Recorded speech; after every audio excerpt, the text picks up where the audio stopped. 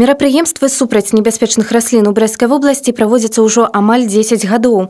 За гэты час мы даведаліся пра баршчэўнік сасноўскага, які наносіць шкоду людзям. Сёлета актыўна вядзецца работа па знішчэнні сумніка канадскага, які вельмі непатрабавальны ў выбары месцаў росту.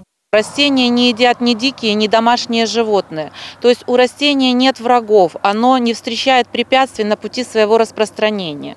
И если не проводить никаких мероприятий, то с каждым годом оно будет занимать все больше и больше территории. Особенно это касается территорий, на которых раньше произрастали сельскохозяйственные культуры, либо раньше производилось сенокошение. Сумнік канадскі хутка разрастаецца на лугах, выганах, балотах, узлесках, а таксама на прысядзібных участках, дзе яго вырошчваюць як дэкаратыўную культуру.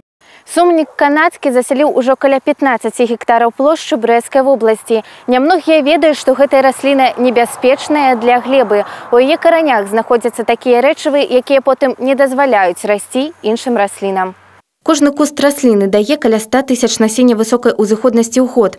Зразумела, са шкоднікам неабходна змагацца, але ж хімічны спосаб не дае аніякіх вынікаў. Наиболее эффективное мероприятие по уничтожению растения – это скашивание.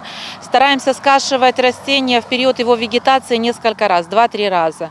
Ну, а если уже такое не произошло, значит, в августе надо производить скашивание растений, но обязательно его утилизировать. То есть производится либо его сжигание, либо его компостирование. Да раслін, якія належаць рэгуляванню, адносяць мак снатворны, клёнь ясеннялісты, каноплі пасяўныя, рабінію, псеўдаакацыю і іншыя.